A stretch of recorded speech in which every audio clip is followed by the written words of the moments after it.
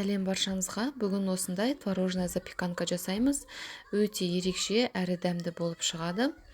Менімен бірге жасап көріңіздер. Алдымен 4 жұмыртқаны ыдысымызға салып, жақсылап отырып миксерлаймыз.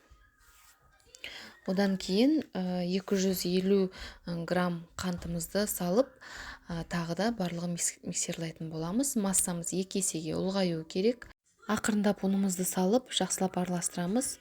Үстіне сұйық майды құямыз. 100 грамм сүтімізді құямыз. Қопсытқышымызды саламыз.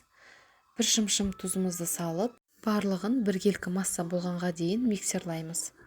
Бізде осындай сұйық масса шығады. Формамызды майлап, біраз ұн сеуіп, жаңағы массамызды осы ыдысымызға барлығын құйып шығамыз.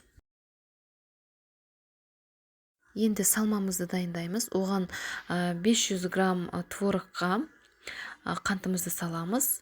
Жұмыртқаны жарып, крахмалымызды салып, барлығын жақсылап біркелкі қоймалжың масса болғанға дейін блендердің көмегімен үгітіп шығамыз. Егер творогыңыз тәтті болсын десеңіз, онда қантын біраз көбірек салсаңыз болады.